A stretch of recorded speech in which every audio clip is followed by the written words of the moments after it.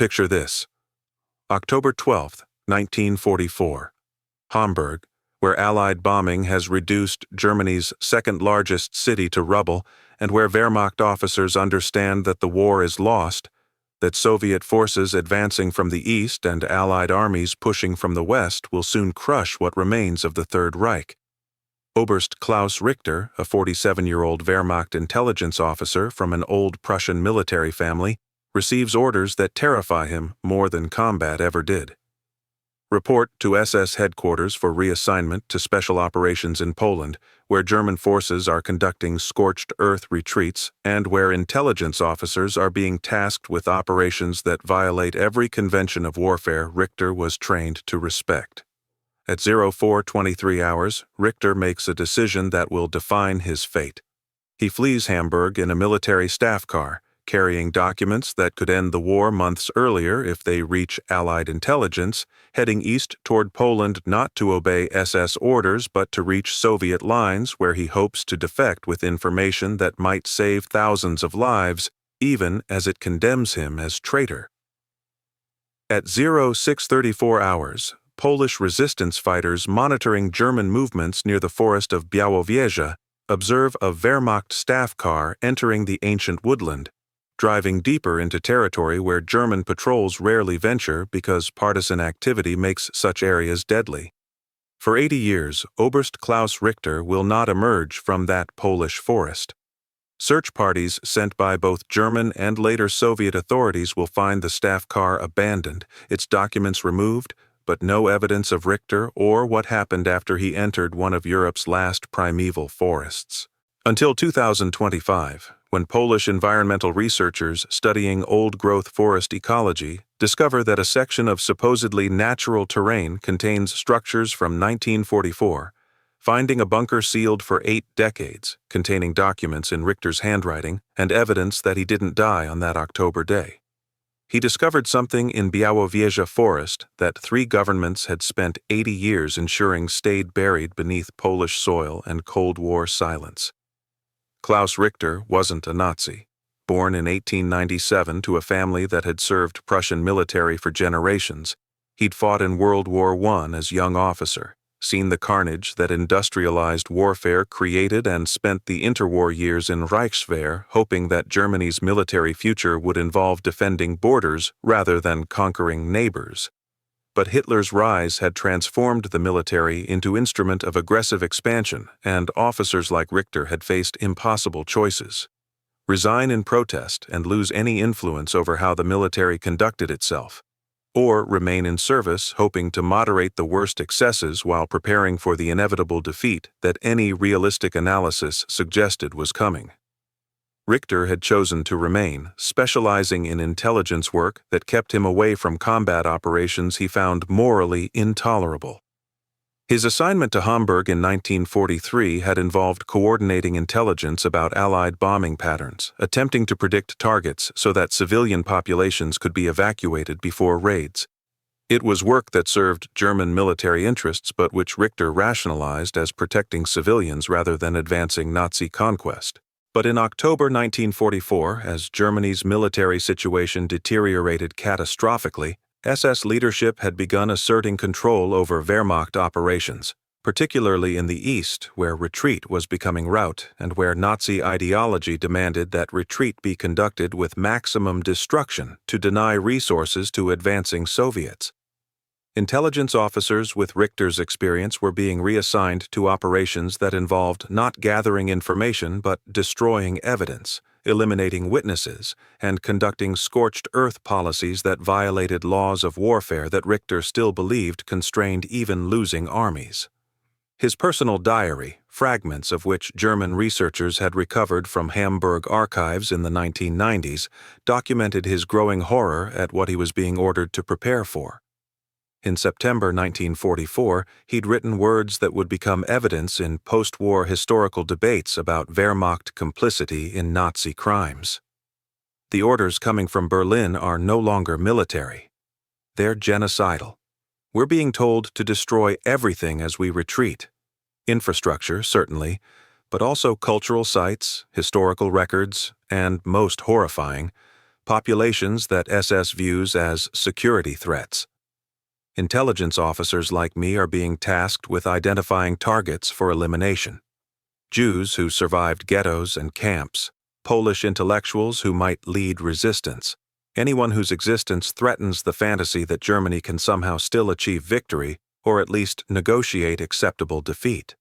His reassignment orders, dated October 10, 1944, had specified that he was to report to SS headquarters in Hamburg for transfer to Białystok in occupied Poland, where intelligence operations were supporting SS units conducting operations against Polish civilian populations and Soviet partisans. Richter understood what this meant. He was being incorporated into killing operations, his intelligence expertise weaponized to identify civilians for execution. On October 11th, he'd made his decision. He would flee Hamburg, taking with him intelligence documents that might have value to Allied forces, and attempt to reach Soviet lines where he could defect. The decision involved accepting that he'd be branded traitor, that his family would face consequences, and that his own survival was uncertain given that both German and Soviet forces shot suspected deserters and defectors without extensive investigation. His escape from Hamburg on October 12th had been carefully planned but hastily executed. He'd requisitioned a military staff car using forged orders, loaded it with documents from intelligence archives that he'd been copying for weeks, and departed Hamburg claiming to be conducting inspection tour of coastal defenses.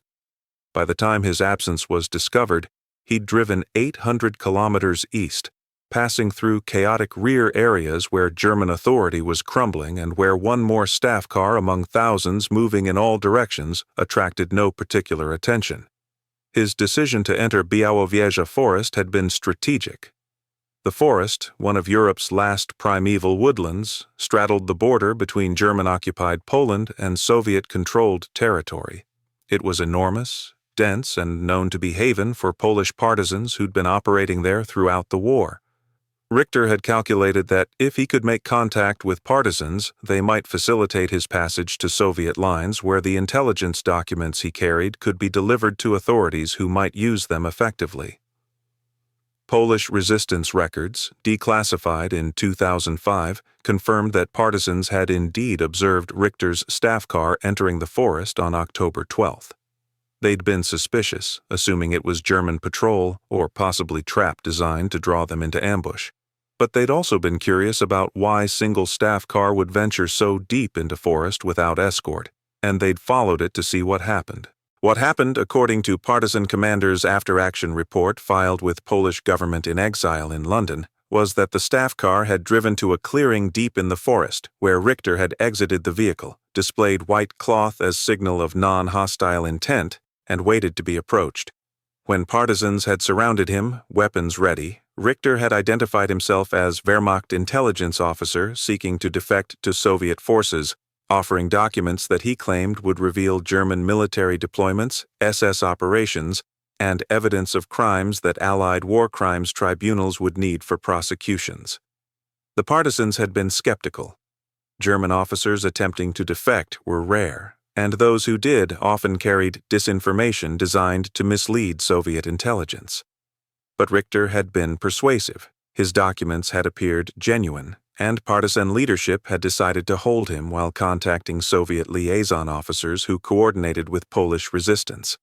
That contact, made on October 13th through radio channels connecting partisans to Soviet military intelligence, had triggered response that partisan commander's report described as unprecedented. Soviet intelligence had been extremely interested in Richter and his documents, but they'd also been insistent that he be kept in secure location in the forest while they arranged for specialist interrogators to be brought to the area. Direct transfer to Soviet lines was deemed too risky given German operations in the region and possibility that Richter's defection might be German intelligence operation designed to penetrate Soviet networks. The partisan report revealed that over the following weeks, Richter had been held in a bunker that partisans had constructed in the forest, a facility designed to be invisible from air and ground reconnaissance, supplied through networks that moved materials through forest without leaving trails that German patrols could follow. Soviet intelligence officers had visited repeatedly, conducting extensive debriefings, examining documents, and assessing whether Richter was genuine defector or elaborate German deception. By December 1944, according to the Partisan report, Soviet intelligence had concluded that Richter was genuine and that his documents were valuable. But they'd also encountered a problem.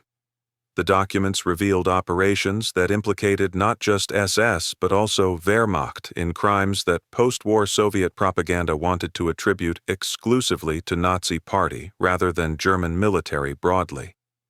Additionally, some documents revealed that German intelligence had penetrated Soviet operations more extensively than Moscow wanted to acknowledge. The solution, according to fragmentary evidence in partisan records, had been to keep Richter in the forest bunker indefinitely, using him as intelligence resource while avoiding political complications that public defection would create. He would remain officially missing, presumed killed during retreat, while Soviet intelligence continued extracting information that served immediate military purposes without creating post-war accountability problems. For 80 years, Białowieża Forest kept whatever secrets it held about Klaus Richter's fate. The forest survived the war, transitioned through decades of Soviet control over Poland through solidarity movement and democratic transformation, and eventually became UNESCO World Heritage Site, protecting one of Europe's last primeval forests. And throughout these transformations, ancient trees witnessed but didn't reveal what had happened in October 1944. In 2024, Polish environmental researchers studying forest ecology using ground-penetrating radar and other modern technologies detected anomalies in a section of old-growth forest, structures beneath soil that shouldn't exist according to historical records. On January 8, 2025, careful excavation revealed a bunker from 1944, sealed and preserved, containing equipment, documents, and finally answers about Oberst Klaus Richter's disappearance 80 years earlier. The bunker revealed by excavation was remarkably well preserved, sealed environment having protected materials from 80 years of forest growth and climate variations. Polish and international investigation teams carefully documented spaces approximately 18 meters long and 10 meters wide, carved from earth and reinforced with timber from the ancient forest, construction techniques that Polish partisans had perfected during years of resistance against German occupation. The bunker's organization revealed its evolution from temporary partisan shelter to long-term intelligence facility. One section contained basic living quarters, sleeping platforms, and storage areas, suggesting accommodation for small group over extended period.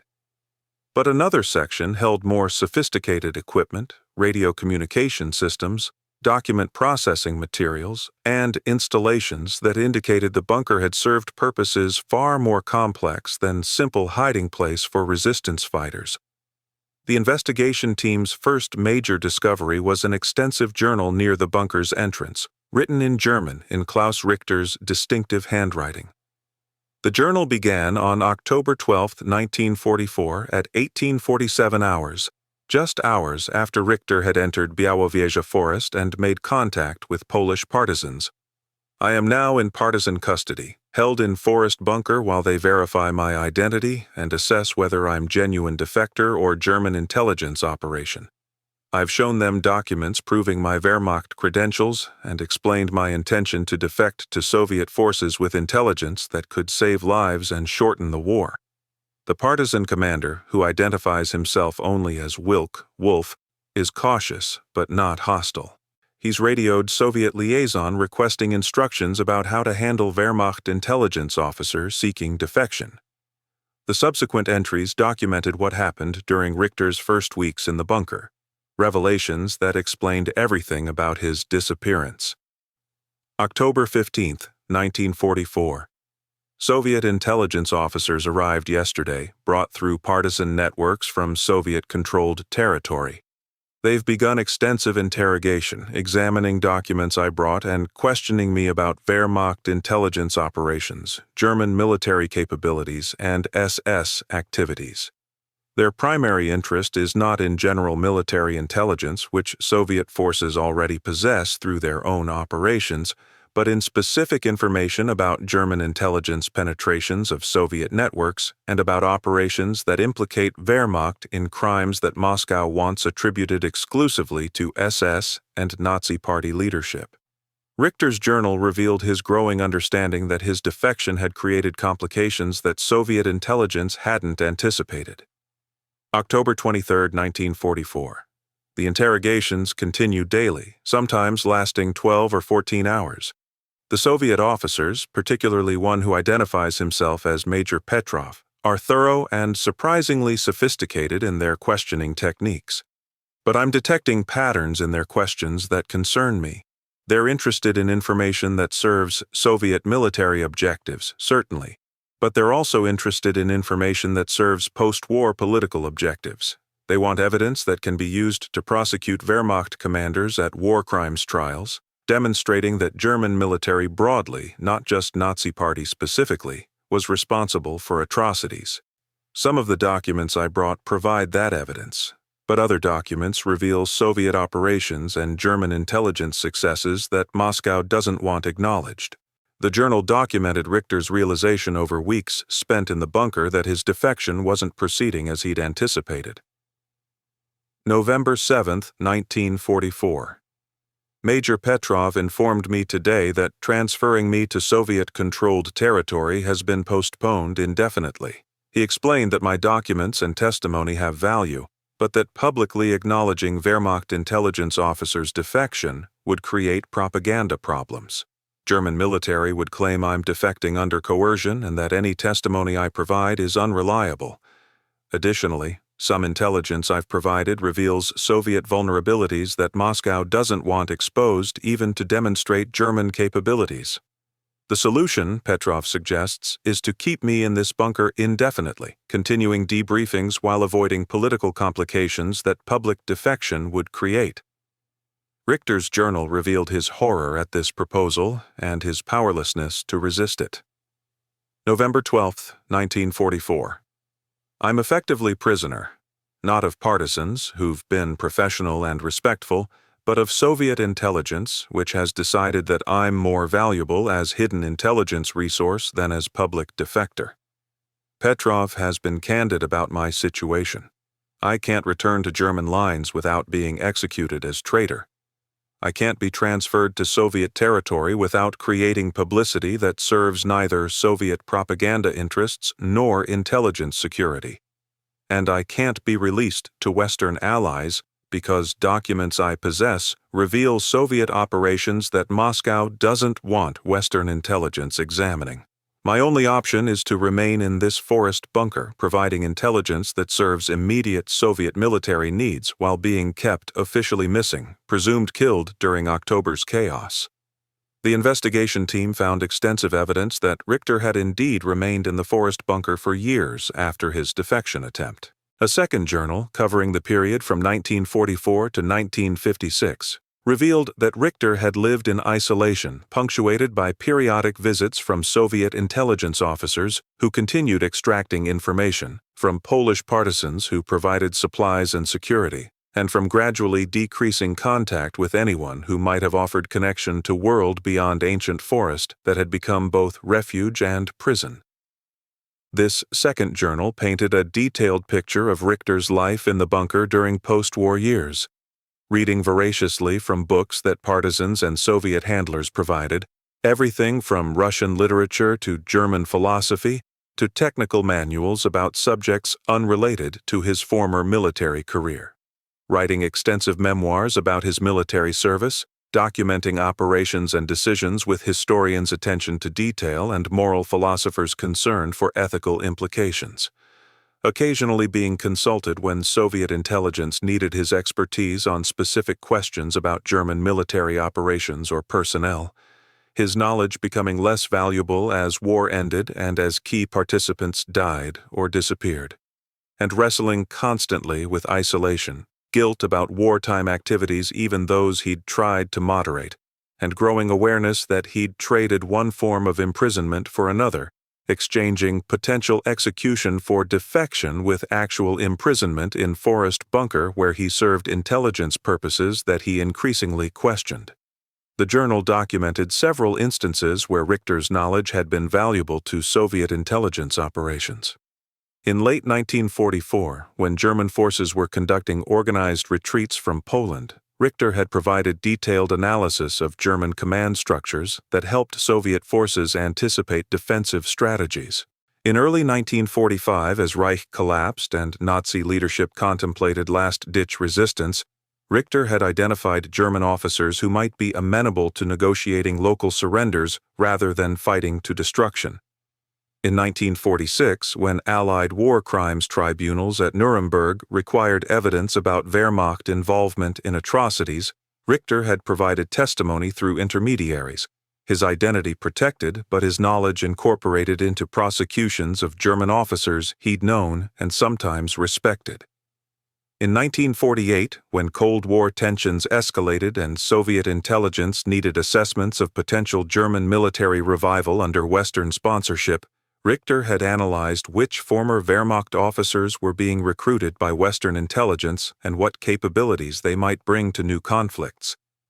But the journal also documented immense psychological costs of Richter's captivity: complete isolation from family who believed he'd died during October 1944's chaos, inability to communicate with anyone beyond Soviet handlers and partisan guards who rotated through bunker security duties, growing paranoia about whether Soviet intelligence would eventually eliminate him once his knowledge was fully extracted, or whether he'd simply be forgotten in forest bunker that few people knew existed. The entries from late 1940s and early 1950s showed a man wrestling with severe depression and deteriorating mental health. March 17, 1949. I've been in this bunker 4.5 years. 4.5 years of isolation, broken only by interrogations that have become increasingly infrequent as my knowledge becomes historical curiosity rather than actionable intelligence. Major Petrov visits quarterly now, down from monthly visits in 1945 to 1946. The partisan guards change regularly, but they're under orders not to engage me in conversation beyond basic necessities. I read. I write. I walk circuits in this underground space counting steps because I've forgotten what walking in sunlight feels like. And I question whether survival under these conditions is preferable to execution I feared when I defected. The journal revealed that Richter had repeatedly requested release from bunker confinement, arguing that his intelligence value had been exhausted and that continuing imprisonment served no purpose. Soviet intelligence had consistently refused, reasoning that releasing him created risks regardless of where he went. If he returned to Germany, his testimony about Soviet intelligence operations might be extracted through interrogation. If he remained in Soviet-controlled Poland, his presence required resources for continued supervision. And if he disappeared through any other means, his knowledge might reach parties that Moscow wanted kept ignorant. But the journal also documented that by mid-1950s, Richter's psychological state had deteriorated to a point where continued confinement was creating liabilities. August 23, 1954. Major Petrov, now Colonel Petrov, visited yesterday with psychiatrist from Moscow. They're concerned about my mental health, aware that 10 years of isolation has damaged me in ways that make me potentially unreliable if consulted on sensitive matters. The psychiatrist assessed me as suffering from severe depression, anxiety, and psychological trauma that imprisonment has created. Petrov informed me that Moscow is considering options for my situation, recognizing that I can't remain in this bunker indefinitely, but that releasing me requires addressing security concerns that have prevented release previously. The solution, documented in entries from 1955 to 1956, involved elaborate arrangements that reflected both Soviet pragmatism and Cold War paranoia. Richter would be discovered by Polish authorities in circumstances suggesting he'd been living as hermit in Białowieża forest since 1944, suffering from psychological trauma that made him unable to provide coherent account of 12 missing years. He'd be treated as mentally ill rather than as defector or prisoner, held in Polish psychiatric facility where Soviet intelligence could monitor him while he received treatment that might stabilize his psychological condition. Eventually, if his condition improved and if Cold War tensions permitted, he might be quietly released to East Germany, where he could live under surveillance in system that Soviet intelligence controlled. But his service to Soviet intelligence would never be acknowledged, his imprisonment would never be officially documented, and his knowledge of arrangements that had kept him in Forest Bunker for 12 years would be protected by combination of psychiatric diagnosis, suggesting unreliable testimony and ongoing intelligence monitoring that would detect and prevent any attempts to reveal what had happened. Richter's final journal entry was dated May 3, 1956. Tomorrow I surface. Polish authorities will discover me living in Forest, confused and unable to explain coherently where I've been since October 1944. I'll be taken to psychiatric facility, diagnosed with severe trauma-induced mental illness, and held there while Soviet intelligence determines what to do with me long-term. Petrov assures me that if I cooperate, if I maintain the fiction that I can't remember 12 years, I'll eventually be released to East Germany where I can live quietly under surveillance. But I understand what's actually happening. I'm being transitioned from bunker prisoner to psychiatric prisoner, from one form of captivity to another, because Soviet intelligence can't acknowledge what they did with me and can't risk allowing me freedom that might enable me to reveal arrangements that served their purposes but which violated every principle about treatment of defectors and prisoners. The investigation team found documentation of Richter's discovery and subsequent treatment in files that Polish psychiatric services had maintained through decades. He'd been found on May 4, 1956, exactly as planned, and had been held in psychiatric facility near Warsaw for 2 years, while undergoing treatment for severe depression, anxiety, and dissociative conditions that psychiatrists attributed to trauma from years of isolation in Forest. He'd been released to East German authorities in 1958, classified as mentally disabled veteran requiring ongoing supervision and care. He'd lived in East Germany from 1958 until his death in 1973 at age 76, never fully recovering psychologically from 12 years in Forest Bunker, followed by 2 years in psychiatric confinement. He'd worked occasionally as translator, his knowledge of multiple languages being one skill that imprisonment hadn't destroyed, but he'd never held steady employment or formed close relationships. He'd never married, never established connections that required explaining gaps in his history, and never revealed truth about his defection attempt and imprisonment even during final years when age and East German authorities' decreased vigilance might have made disclosure possible. He'd maintained minimal contact with Soviet intelligence handlers throughout his life in East Germany, providing occasional consultation when his knowledge of Wehrmacht operations was needed for historical research or intelligence assessments, though by the 1960s, such consultations had become extremely rare. Most significantly, Richter had written extensive memoirs during his years in bunker and during psychiatric confinement, documents discovered among materials in Forest Bunker. The memoirs explained what had happened, justified his defection attempt despite its catastrophic consequences for himself, and provided comprehensive documentation of how Soviet intelligence had treated Wehrmacht defector whose knowledge was valuable but whose existence was politically inconvenient. Those memoirs provided the most comprehensive explanation of Soviet intelligence operations involving German defectors that historians had ever received. Richter argued that his experience, while extreme, reflected broader Soviet approach to intelligence gathering that prioritized information extraction over humane treatment of sources. Defectors were valued for knowledge they possessed, but they were also viewed as security risks whose freedom might compromise operations or reveal capabilities that Moscow wanted protected. His case had been complicated by timing of his defection, occurring in October 1944 when Soviet Union was still allied with Western powers, but when Moscow was already planning post-war arrangements that required controlling information about wartime operations. Documents Richter had brought revealed German intelligence operations that Soviet Union didn't want Western allies examining. His testimony about Wehrmacht involvement in atrocities was useful for Nuremberg prosecutions, but it also implicated Soviet forces in similar actions that Moscow wanted attributed exclusively to German aggression. The solution had been to keep him in Forest Bunker indefinitely, extracting information while avoiding political complications that public acknowledgement would have created. Whether that solution was morally defensible, whether Soviet intelligence's treatment of him constituted war crime or simply pragmatic intelligence practice, Richter admitted he couldn't judge objectively given his personal stake in the question. The most poignant documents in the bunker were letters Richter had written to his family throughout his imprisonment, letters he'd never been allowed to send but which documented his continuing connection to relationships he'd abandoned through defection attempt. The letters explained his motivations for fleeing Hamburg, described his imprisonment and psychological deterioration, and asked forgiveness for pain his disappearance had caused.